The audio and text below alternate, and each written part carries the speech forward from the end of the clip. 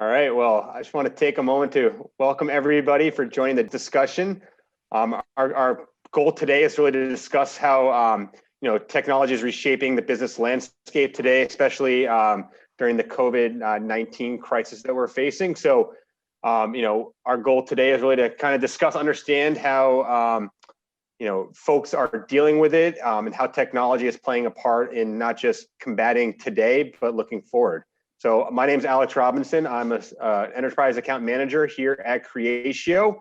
I've got a boatload of experience also in technology consulting from back in the day, and always discussed the win the lottery or hit by the bus scenario. But no one ever really thought that we'd face it as quickly as we did here. So I think this would be a good format to kind of discuss how people are reacting to it. I'll hand it over to Scott for his introduction. Well, thanks, Alex. My name is Scott Letty. I'm an enterprise account executive here at Creatio.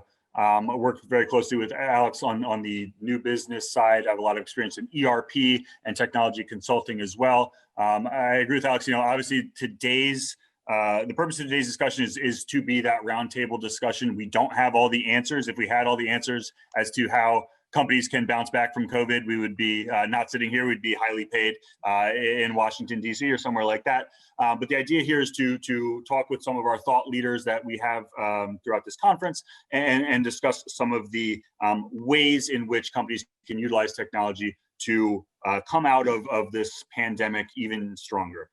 So with that, I'd like to introduce some of the other, or let some of the other folks introduce themselves. Next, let's go to David Lasher from Keen 360. Thank you, David Lasher here with Keen 360. A number of posts after being a partner at IBM on the consulting side in CRM, serving as CIO in closed door pharmacy, and then most recently, before coming to Keen 360, was CIO, COO at Maryland's Department of Health, which isn't a post that was entirely irrelevant to today's topic. That's it. Great. Next, let's go right down the list. Sam, please introduce yourself. Sure. Sam Biardo. I'm the CEO of Technology Advisors and Starfish ETL. Been doing CRM since it was called SFA. And before that, I was a college professor teaching database and software engineering, which is where I got my PhD. Pretty much it. Excellent. So Dr. Sam Biardo. Okay. Yeah, I don't like to do that. Right. The doc, I like it. Very good. We'll keep moving right down the list. Yuri, you are next, please. Yeah, sure. Yuri Yushkov, CEO at Velvetech. My background is building software for banks and credit card processing systems. Started Velvetech in 2004. And since then, we are building platforms for SMBs and Fortune 500 companies and helping the operational departments with process mapping and automation through platforms like Creatio. Very good. Thank you so much. Moving right on, let's go to the TCS virtual booth with John. Oh, John is muted. John, I think you're on mute still. Oh, I think There we go. There we go. There we go. I like it. I've got my Nice. nice big mic here. So Wow, that's very nice. That is very nice. it's a blue. I was doing podcasts with it. So Very cool. I I've actually been doing programming in tech since I was 14, and that was more than a week ago. But I got into high tech and hardware first, and into software with a company called Pervasive Software that might have had a database. I'll date myself here, Btrieve, and spent 10 years there, and then got into SPM about 15 years ago. And so I've been doing SPM. I also did some CRM when it was called SFA, and I'm heading up the SPM practice, which is also niche CRM here at TCS, doing global pre-sales and strategy. And so I looked very deeply at, what does that mean to sales organizations that we've gone into this crisis we didn't expect?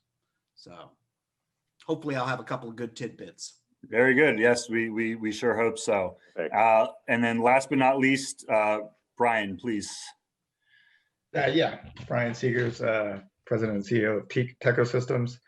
Been doing this for 23 plus years, specialize in process automation. So as low code and BPM has kind of become more of a hot topic in the last 5 years, it's been kind of flowing into my wheelhouse. I was doing that kind of stuff in the early 2000s. Actually got into CRM because we were doing process automation for companies and didn't want to write it from scratch anymore. So a few years of experience, and it's nice to be in a group where I'm not the most experienced guy. Very good. Great to hear. You So know, let's- well, let's- I'm going to retire, Brian. Now then you will be. You're getting the doctor next time I see you, Sam. So I think we can dig into some of the talking points we've prepared for this session to get us started. So I'll modify this one a little bit because we're the participants now are mostly our partners who've been working with Creatio customers. So when you guys are talking to customers, what processes are they planning to digitize? And then what tools are they considering to implement to achieve these processes? When you guys go out there and you're talking to your customers, what are the processes that they feel like, especially now, are most important to be digital?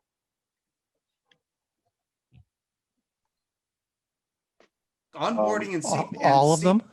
Yeah, all of them. All of them is a great answer. Onboarding and across the board. CPQ are top two. You know, pricing. I've done a lot of SPM, which is paying salespeople. I personally speaking, I think that's foundational. Me too. I think paying salespeople is extremely important. I agree with that wholeheartedly. Well, and it builds trust. But you know, one of the keys there is the data integration piece, which is one of the least easy. Yeah, all of the above. But it just depends on where their biggest pain is on day one when you talk to them.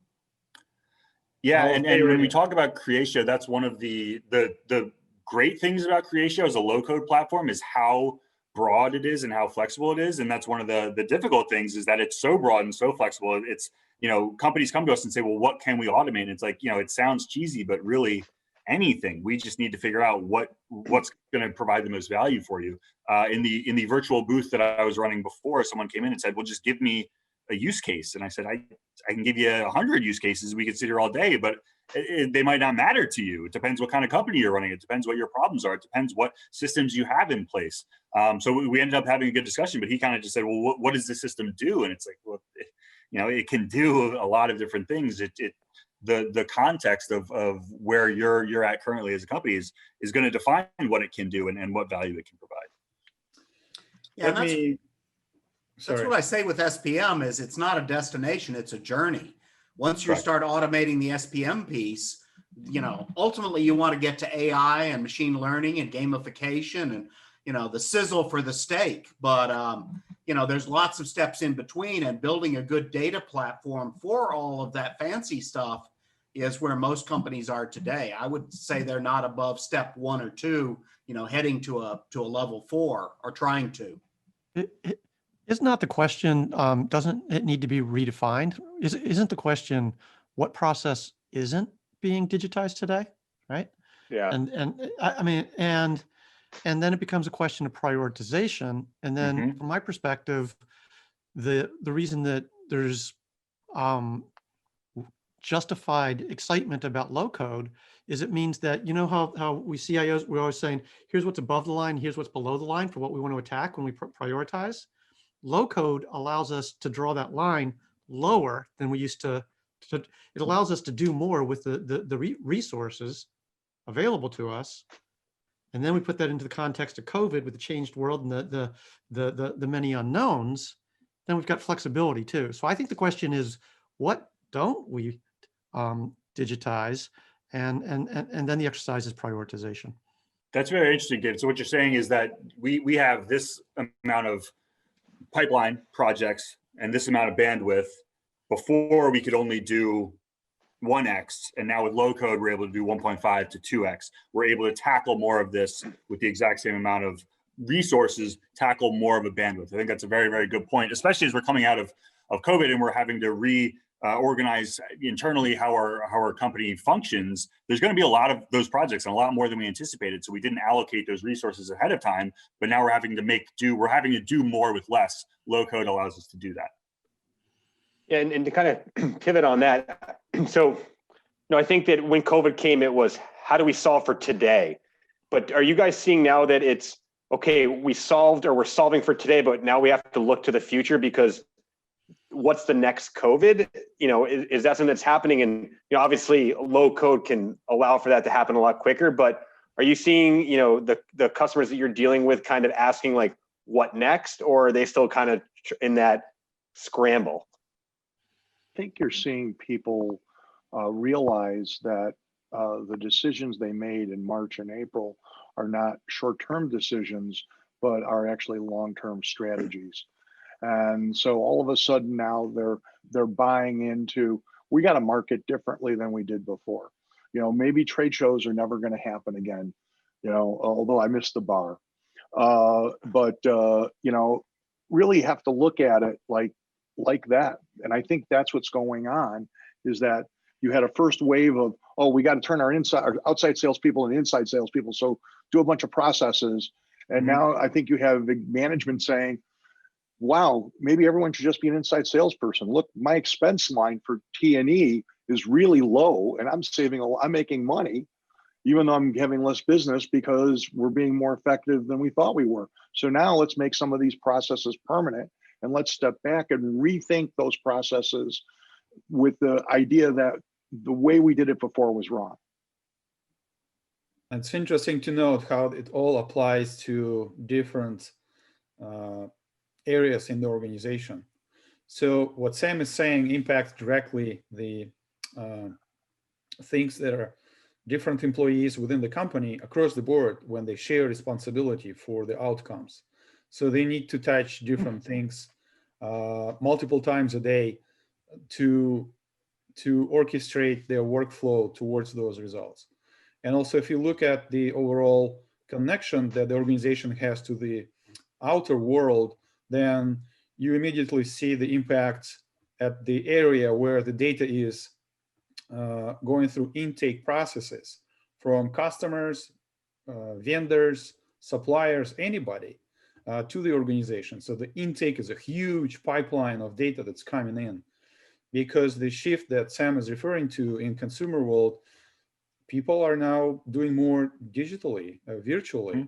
And this is not going to go away whatsoever. It's just going to magnify over some time as we get more and more people engaged in this. And then the third area we see across the board in different verticals, whether it's healthcare or it's financial services, is when they do those follow-ups with their customers, vendors, whoever.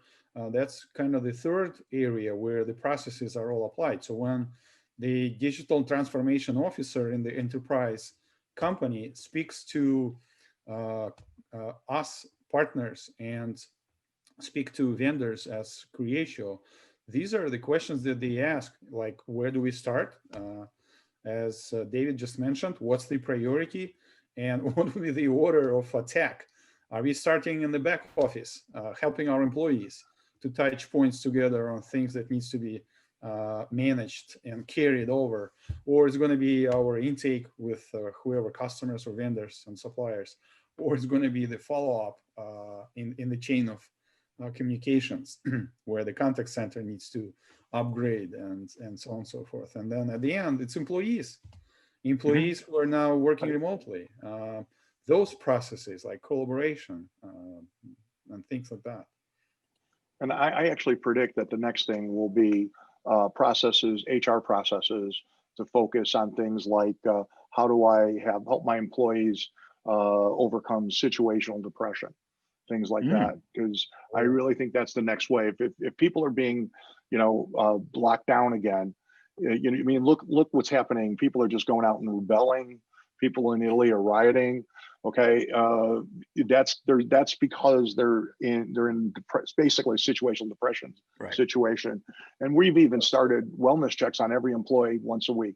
We do a half-hour bullshit call with them, excuse the language, but just to find out where they're at, just to keep them like, is this person actually not going crazy, at home? Because we got a lot of people they're locked up alone.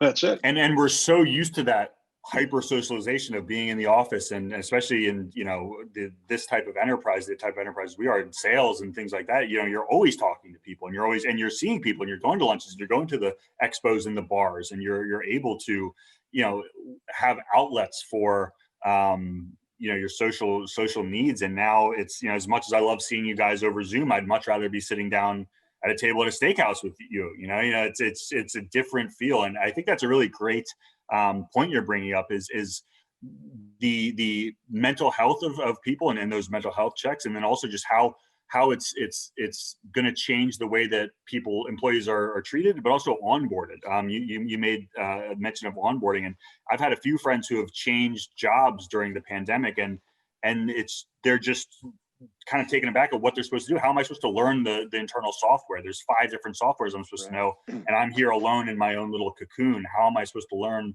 what the processes are? How am I supposed to, you know, every single time you need to collaborate with someone, it's an extra step, as opposed to reaching over and saying, hey, how do I do this? And they can help you within 3 seconds. Now it's, are they available? Okay, no, let's set a time for 3 o'clock. Okay, great. And now we have this whole dedicated time just to go over one simple thing. So the speed at which you're able to adopt and bring on new employees, and the speed at which you're able to kind of keep everyone happy and sane, needs to have some tools behind it to help those types of things. And that the wellness check is a great first step. And I'm wondering kind of where that can scale to, and how that can be even automated and made into a process to make sure that everyone's, you know, doing okay, because that's just as important as them being productive as them being healthy and happy, right? Right. Well, it affects their productivity if they're not. Right. So It's true. It is a two-way street. a two-way street. Yeah. Well, but I think that point brings up the counterpoint to David's reframing of the question. Sam and Scott have brought up the human aspect. So what don't you automate? You don't automate the things that humans are really good at, and you don't automate the things that customers want to deal with humans for. I mean, even Amazon has a human sales team. You know, we think of Amazon as this monolith where you interact with a website, but they've got a lot of salespeople out there. And there are things that humans do better, and that other humans, customers primarily, will want to interact with humans. The whole omni-channel thing. Yeah, I've done my research. Yeah, I went on to the e-commerce. Yeah, I've dealt with other channels that way, but I want to ask a couple of questions, and I want to close a deal with an actual human being, especially for the higher end B2B stuff. And that brings another point. Thank you, John. The communication, we are spending more time doing communication or interaction with our coworkers, experts, customers, anybody. And the channel that we choose is important. But more important, if that channel is going to be effective for you. If you're accessing the information at the speed that you require, or if at the moment you don't have access to this channel, but that channel, how you maintain the context over your universe of interactions. So bottom line, the communication channel should be as effective as your day-to-day activity requires, or your customers are demanding from you. Oh, I think that's hugely important. There's a Harvard Business Review study article about the 6-hour workday. And the point that it makes is that knowledge workers need to get into a state psychologically of flow to get work done. And if we're constantly interrupted by texts and MS Teams or Slack and email and all of these other things, that you can spend 12 hours a day and not get that much done, but just the communication. So potentially, I would think that the automation can help you do the communication more efficiently and clear out that extra 2, 3, 4, 5 hours a day to get in flow and do real work, what I call real work. Not that communicating with you guys isn't real work. I mean, I think this is real work, no? Yeah, but we all have to go off and create the deck I and don't have write a the cocktail, paper. so it has to be. I think we're hearing some questions. I mean, this always happens in these kinds of conversations. We start out on a technology topic, and we quickly start discussing how it's not just the technology that's going to solve any problem, right? Correct. And we always start talking about the human dimension, right? And I think the meetings for the mental well-being, mental health of our employees is a fantastic example, right? I think that we as technology professionals and leaders, we kind of have a responsibility in this new world that's emerging. We don't know what it is, right? And I think we have there's so many unknowns. I think we have a responsibility to keep in mind that there's something that we want to try to avoid. And I think that in the way that we interact in social media is extraordinarily asocial, right? I think that if you look at the initial promise and hopes for social media, we've received the polar opposites, right? Yes. I think that we're looking at most of us are working in a business environment, working in public agencies. So let's call it office environments, right? Where we need to figure out how to use the technology that's at our disposal to yes, bring more efficiencies, but somehow fill the gaps of social interaction that are missing as look, first social media came and now we're all working from home and we're isolated. What can we do to not just get work done and keep our concentration, right, for as knowledge workers, but to keep us as people connected to communities? I think that's a large part of what we need to be thinking about and striving for. We don't want the 180-degree opposite result that we've gotten from social media. Right. Very good point. Well, with that pause, I think another thing that's happened here is that we've had an exogenous shock to the system and some trends that have always been there. Automation, right? Mm-hmm. They got accelerated. We've got new norms all over the place, right? And I think that besides the abstract, try to make sure that we keep our bonds to one another, remain communities. I think that one of the things that we need to do, and one of the opportunities created, is again low code, right? Mm-hmm. The automation has accelerated. People need more automation because they're more distributed. Again, I think this is an opportunity where what this conference is about, we can, it's learning how to step in and fill needs that have arrived more quickly than the pace we were on previously. So, right. Well, David, I was going to say Go ahead. I was just going to say, you can't wait for a 10-month process implementation to adapt to change that's happening immediately now. So right. It's, how can we leverage the low code to ensure that, we're set up for today, but we have that outward look into the future? Because I don't think we've ever had that. It's always, we've always done it this way. And eventually we're going to make that pivot, but we've never had our hand really forced to do it. I was going to say low code really lets you A/B test processes. So you have the luxury now to build a process and then say, oh, this doesn't work, let's try another process, which you didn't have before because it took forever to build those processes and automate them. And I really think that that's the big advantage with low code. I mean, you look, Corona hit, and look at the restaurants. They all pivoted in one direction or another. Some made home kits, some just did takeout, some were defiant and tried to keep the doors open. And those are the ones that failed. They're not around anymore. Yeah. The ones that pivoted, but what happens is when you pivot, you see your competitor's success and you follow along, right? And low code lets you try things and then say, well, I've automated that. That's really not the way I want to do it. And I want to tweak that. And you can do it quickly and not have to worry about anything. I think it changes the culture and the center of innovation too. Because, before, I think we've all probably worked with or in organizations where the CRM is 5 or 10 years behind the actual business processes. Mm-hmm. And so, you got a couple of people who decide what the process is. They throw it over that wall to IT. IT spends a few months working on it, throws it back. Good or bad, you've got the resources invested, so you use it the best you can.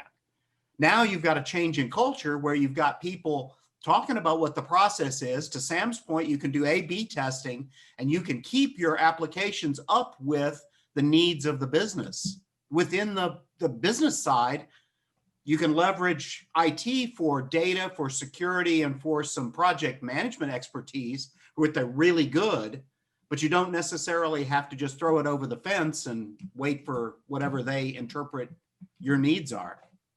Yeah, John, I think that's a really great point, and one that I talk about a lot with our prospective customers and customers when we're talking about some of the benefits of a low code company that are a little difficult to quantify on a balance sheet, but have major dividends. And one of those is the culture change. I've been in a position where with my own company's internal CRM, not Creatio, but a former company, where I had a lot of ideas for how to make the CRM better.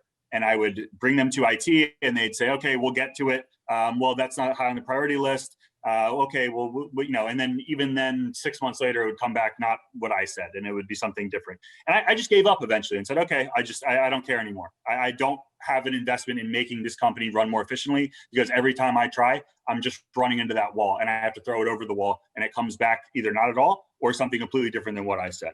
And a low-code company gets people engaged in the digital transformation efforts. They feel empowered. We use that word empowerment, but it's really true. They say, hey, I can make my department run more efficiently. I can do it. I don't have to give it to IT. There's no custody battle over whose idea is this really and who gets to. I can implement this idea and see the results. And like Sam said, A/B test and find out what works best. There's not that sunk cost fallacy where, well, we already spent so much money on this and it's not working right, but we already spent so much money on it, so let's just keep plowing ahead with this inefficient process. So it really does institute a culture change when it's used correctly and implemented correctly, where people should be excited to come in and say, hey, I have a problem, but I know how to fix it now. And I'm the best person to fix it because it's my problem.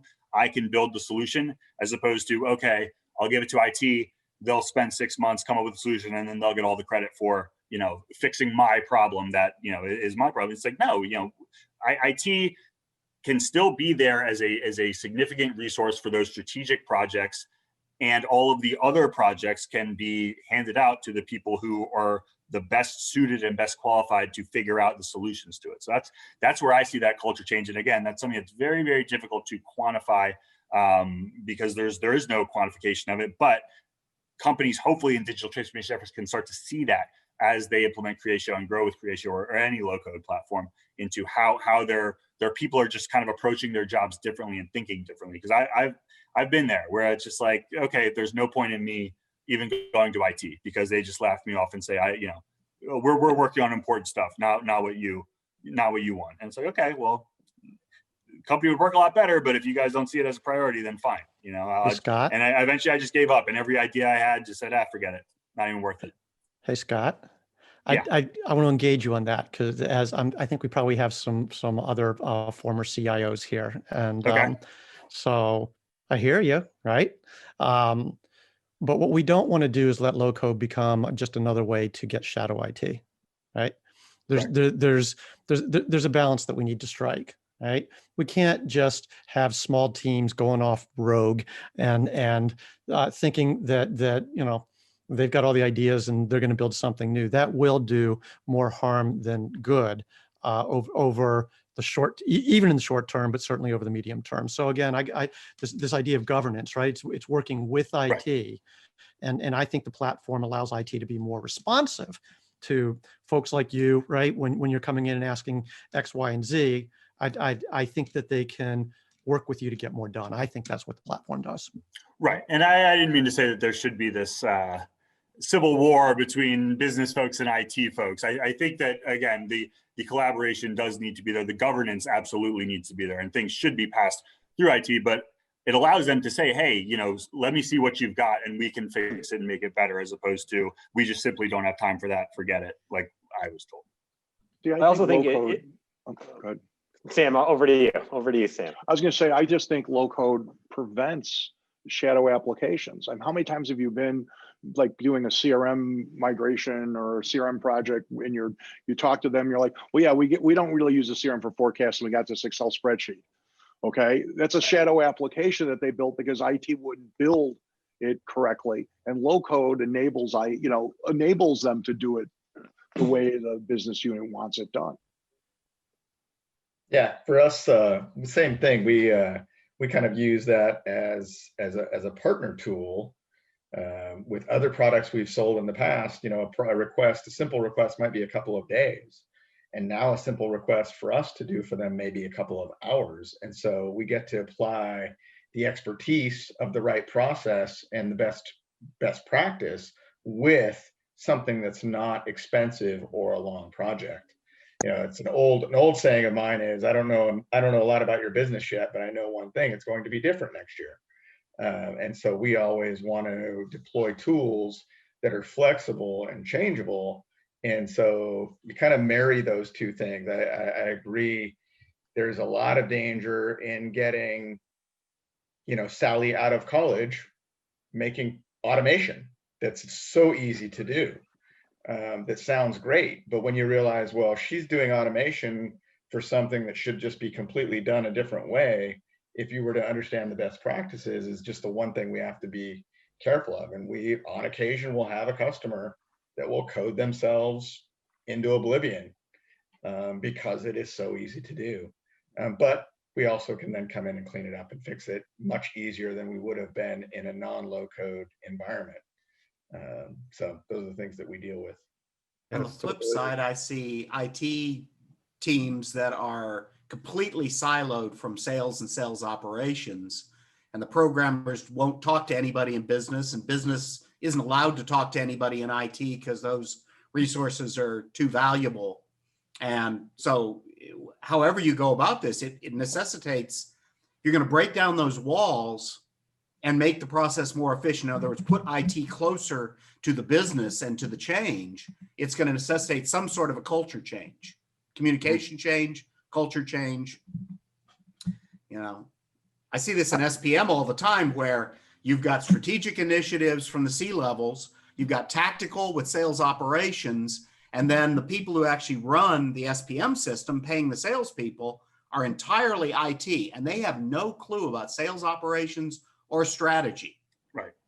So I think one of the culture changes that's a positive one that's possible with low code is the real empowerment of business analysts, right? These are the people with the skills, the knowledge, and kind of the personalities to work with the business. And, and I think one of the things that low code can do is they can bring together IT and business better than ever, because they themselves with low code really can configure screen, right? They can do so much, and then their boundaries become okay, but now some more sophisticated automations, some system integrations, right? And I think that low code helps that marriage that you need to have between IT and the business, breaks down barriers without creating shadow IT. Something we say a lot here is, the art of the possible. And I think what this does is it shows the business users what can be done, and so they can relay that onto IT to make those changes or to get it done, instead of well, this will never be able to happen, so I'm not even suggested. So we just kind of stay status quo. I think that the low code kind of puts that vision out for everybody. One of the things I like, I mean, I was a business analyst, right? That was part of my career path. We started doing processes in Visio, right? Right. And then tools started coming out where you can mock up a screen, right? And you can have some data in it, but it really wasn't anything, right? Where we are now with low code, modern low code, I think this is a very recent development. Modern low code, the business analysts can actually build the application, right? And this is part of that change that I think is so exciting. I think it amplifies the role of IT. When the application stack is being managed by the business people who need to adapt to the speed of change that the business requires or the environment requires, and the COVID is the best example of that. Those are striving who are able to pivot, and those who are not, you adapt or die. That's the question.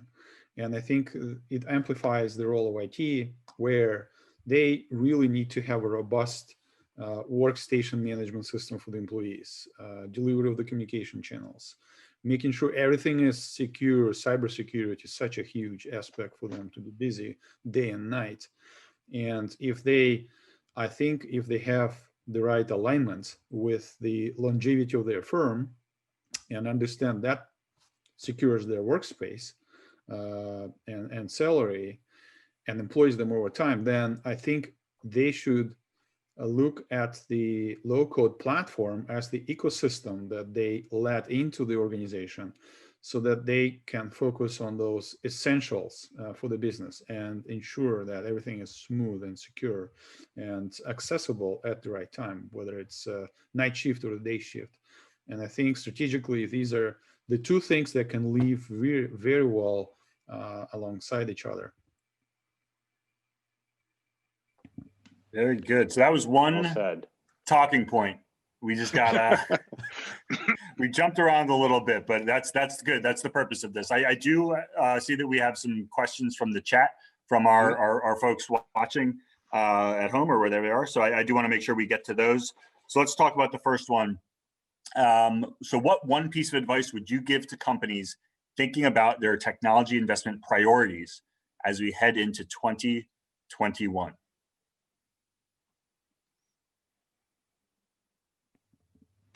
All Purchase companies? Creatio? Tough No. one. They're all buying Creatio. We know that. I like That's it, yes. number one. But from me, I'll just go back to, I think that because of the uncertainty, are we having a double dip with the recession right now, right? I think there's so much, I think prioritization within governance, IT, working with finance, working with the business, so that whatever decision is made, I don't think we can prescribe what the decision that should be made will be, but make sure that you're getting together to make those decisions of where the line is drawn, and it might not be the right decision, but at least you know why it was, right? I don't know. I wouldn't know how to be more prescriptive than that for all companies. Anybody else? Make a plan Yeah. B, make a plan C, and make a plan D, because you're not sure which one you're going to use right now. It's too uncertain. very true. I think we all thought that by 2021 we'd be looking at this in the rearview mirror, and in a way we are, but in a way the unknown is still there, and I think it's been taking a lot longer to get back to normal. I actually was looking in the CRM, and I put a note in there in late May and said that I should check back with someone now that things are returning to normal. And I was like, well, I wish, but I was very hopeful then.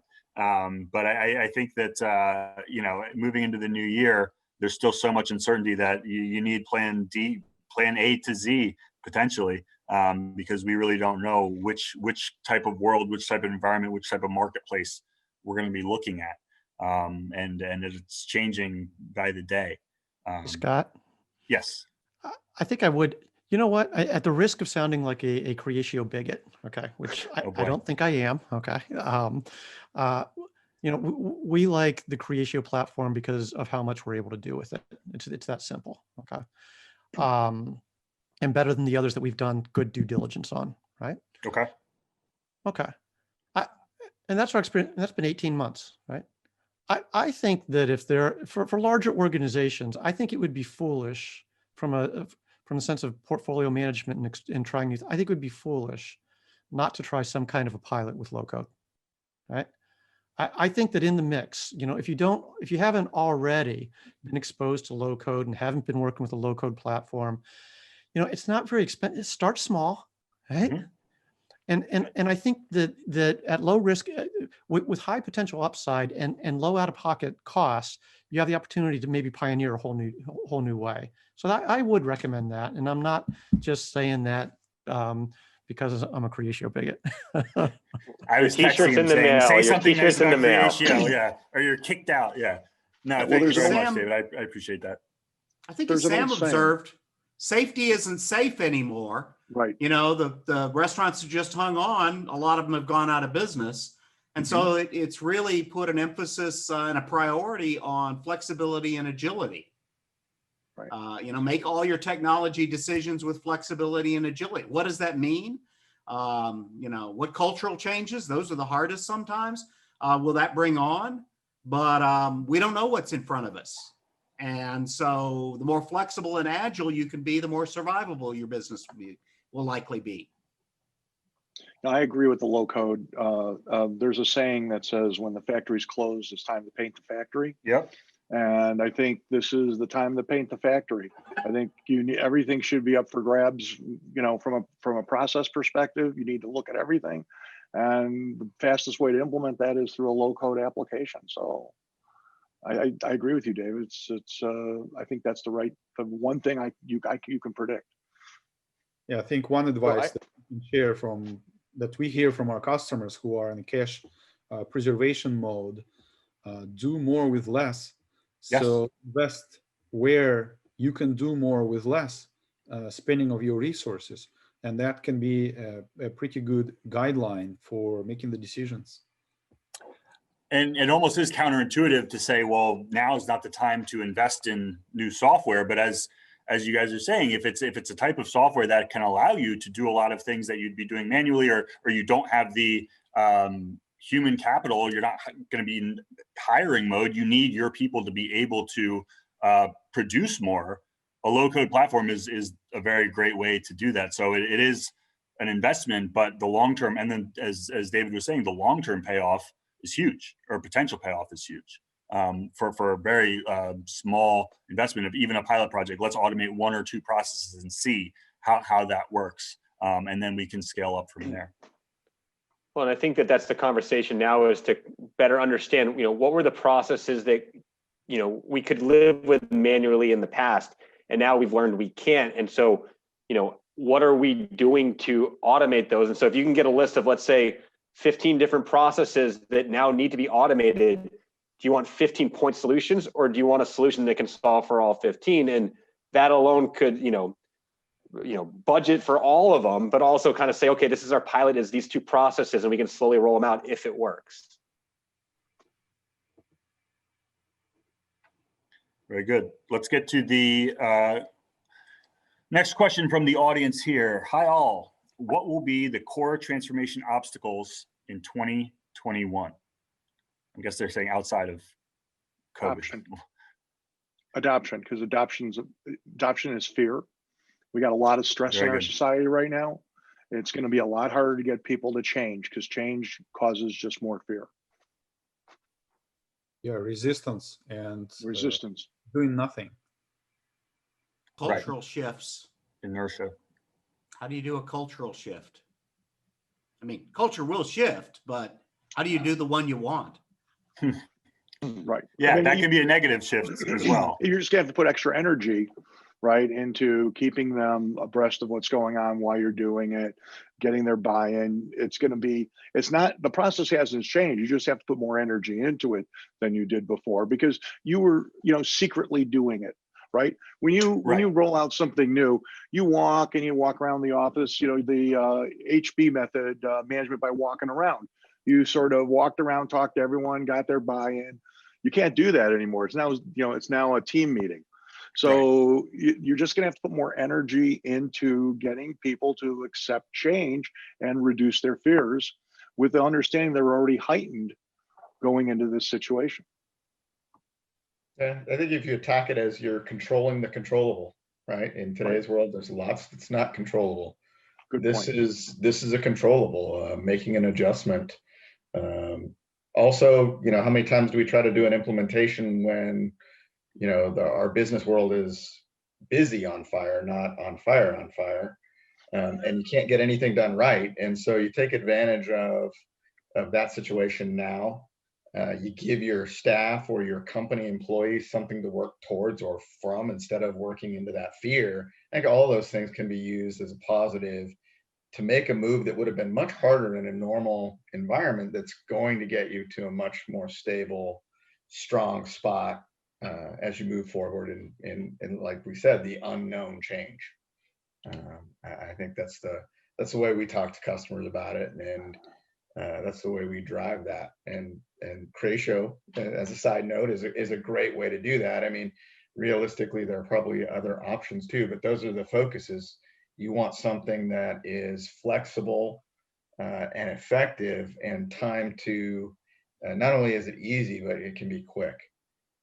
But I think that goes back to control the controllable, and that's what I can control. I control what we're building in our customers' businesses to help them get through this. And then when this all changes in 6 months, you want something that's going to shift with that change too.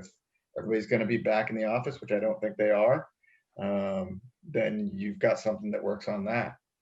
Time to response in today's world is a big deal. We all on this call are not so probably driven by it, but the younger generation are so Amazon Prime driven that if we get an email and our staff doesn't respond in a timely fashion, they're going to email or call or text or Facebook someone else. So those are the types of things where we can do an automated response is still a response, and then keeps us in that loop. So I kind of sidetracked there, but that's I think that's very helpful. That's what I'm thinking. Awesome. Let's we got a couple more questions and we got some time. All right. A lot of upskilling has to happen for a company to digitally transform. But in times like these, training budgets get cut first. So how do we meet this challenge? Don't cut the training budget. Yeah. Or throw the child in the pool and see if he swims. Which is the alternative. Very good options. Yeah. So with low code, what we're finding with our own team is that this, whether it's upskilling or other kinds of skilling, we're finding that our folks, if they have any kind of exposure to IT whatsoever, they had that in their bones, one way or another, right? Self-selecting groups.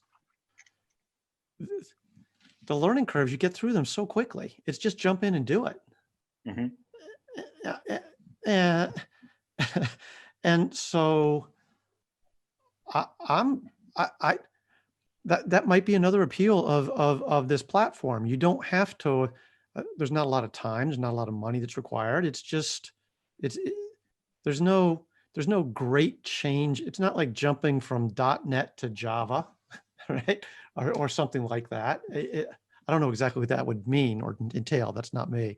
But I just don't find the reskilling in the area, if we're talking about, I don't find it to be that formidable a challenge on with this kind of platform. And then for end users, if you roll it out, crawl, walk, run, focus on usability, I think it all facilitates change. I think that change is not really so much about money and budgets. I might cut my training budgets, right? But I think that what's incumbent is that leaders step forward and lead, right? They got to be engaged in the process. And if you do that, I think you can be successful in 2021. Might pose different challenges than past years, but not insurmountable ones. Awesome. So you mentioned the leader's role in these types of projects. The next question is, in your opinion, what is the employee's role in digital transformation? How do the non-leadership employees take part in a digital transformation effort? I think you guys are all the leadership. So how would you expect employees or your customers' employees to take part in that effort? What I think helps and what I look for and appreciate in our teams or teams that we work with in other organizations is there's got to be a recognition and acceptance that change is hard and mistakes are going to be made. And that when mistakes are made and something's rolled out and it's not usable or it doesn't do what you expected, it's not because anybody was dumb or trying to, right or bad. It's changed. And so just try to play a constructive role in the change. When the change imposes unpleasant moments on you, right? I think that's what employees can do, right? Just commit themselves to not being judgy, but instead being constructive.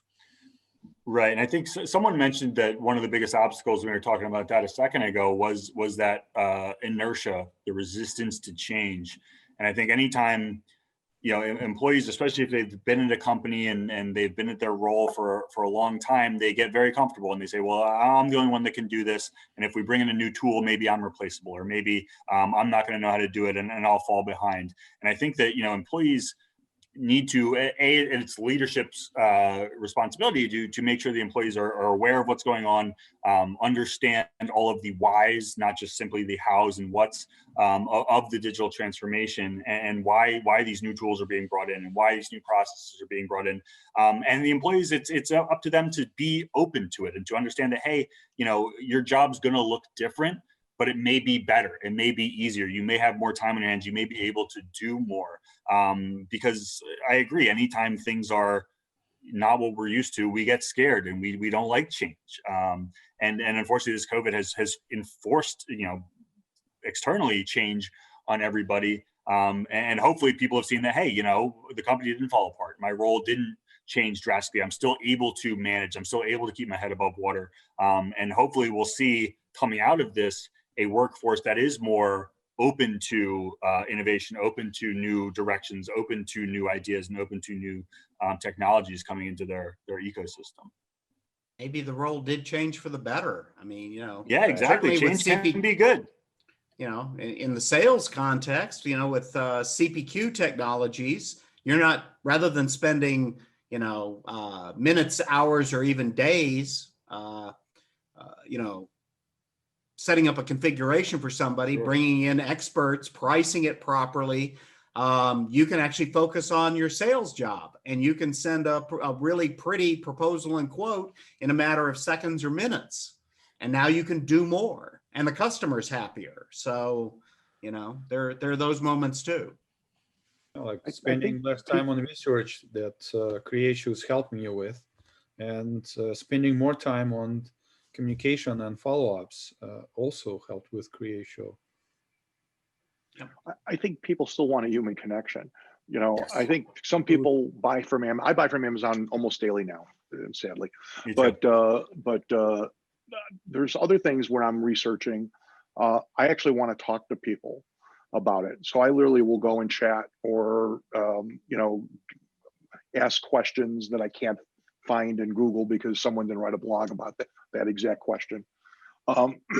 And so I think the role of employees for some will be more of high touch value. We have processes that automate them so they can offer high touch value to the customer. And one employee, and maybe you'll have less employees, but a customer is not going to buy from you unless they believe in you, they trust you, right? That's the trust factor. And the way we get the trust factor is through either education of the employee or of the customer, or through a relationship that you're building that's part of the sales process. And in fact, it could be scripted and it could be part of the digital transformation, but it still has to be there. Mm-hmm. And I think that's the role of the employee going forward, particularly in the sales and marketing and customer service side. It's actually a little bit of both. It's both the education and building that relationship, on a sliding scale, depending on the product and the business and the customer. Right. Yes, exactly. Yeah, I think employees need to understand that their jobs will change. The organizations are changing, their jobs will change. So this technology is going to be that trigger event for it, but it doesn't mean that they're losing their job. They just have to, understand how to transform it moving forward. Exactly. Awesome. So we got one final question. This is a big one, unless any more come in from the chat. So who should be responsible for digital transformation? I meant to ask before, someone mentioned something of a digital transformation officer. So I'll ask this question first. Do you guys in a lot of your customers see a dedicated role to digital transformation? Because I know that's kind of a new role. And if not, do you think that's necessary for companies to have? And then see if not, who should be responsible for digital transformation? Kind of multi-tiered question, but I was curious about the role of a digital transformation officer, how prevalent you see that today and then maybe in the future. Depending on the size of the company. So in the larger enterprise, you definitely are able to find the digital transformation officer. Mm-hmm. In a smaller group of businesses, you can see program managers transforming into this role. Seen I- some press saying that the CMO is transforming into a CXO, Chief Experience Officer, these days. And there's also been some articles I've read that are saying that the CIO or CTO is now going to have a much greater responsibility for employee experience. So that would Interesting. necessitate, in my Okay. view, the CXO working closely with the CIO as well, because it's, and in what I do, you have CX, but CX is a big buzzword everywhere, CXT, whatever, but I break it down into EX. I think Richard Branson said it best. He's like, take care of your employees, they'll take care of your customers. Yep. But another adjunct to that is SX, the sales experience. So SX and EX equal great CX or something to that effect. We are also interacting with some of the VP of innovation at our company clients who lead the game plan and the digital transformation. But you are right, sometimes it's just a chief technology officer as opposed to CIO, who is more involved with workspace and infrastructure operations. The CTOs are essentially becoming in charge of the success of the company's product in the digital market. I think there's an easy answer to this question. So Everyone? as it's phrased, and that's a one-word answer. It's everyone. Everyone is responsible for digital transformation. The question becomes, who is accountable, right? Those right in the sense of RACI matrix method. So everybody's responsible. Everybody has to do their part, and if they don't, that's when they get their opportunity to take their talents elsewhere, right? But so the question is, who's accountable? And I think that, I think that it has to be the leader of the organization. I think it has to be the CEO. Start from Okay. top. I think that is the only person, because digital transformation involves precisely because it involves everyone, right? There's only one person who has the sphere of control over everyone, right? And when we create these offices in like digital transformation officer, I had to look at my notes to remember what it was called. It's kind of a position that politically is never going to have any long-term sway in the C-suite, right? Because it's not a real office, right? You need money, you need people, and so the digital transformation officer really needs to be the CEO, in my view. And if not the CEO, it has to be, instead of creating a new officer of a new office of suspect actual influence within the organization, it's got to fall to kind of to the COO, the CFO, and the CIO are kind of working together at the accountability level. Very good. I think that's a good distinction you made. Everyone should be responsible for their own piece of digital transformation, but eventually it does have to be, someone who's accountable for it. And so you feel like the top executive needs to have oversight over this in order for it to be successful. I don't know how it can be. Yeah, I don't know how it can be delegated. Correct. Very good. So I am getting a message here that we are quickly running out of time. Are there any final comments with regards to either this topic or any of the topics we've discussed here today? I'm hoping we see each other face to face next time. We will. This will happen. Yes. Vaccine or miracle or who knows, but it will happen. All right. Well, first of all, thank you so much to my thought leaders for joining us. This was a really, really great discussion.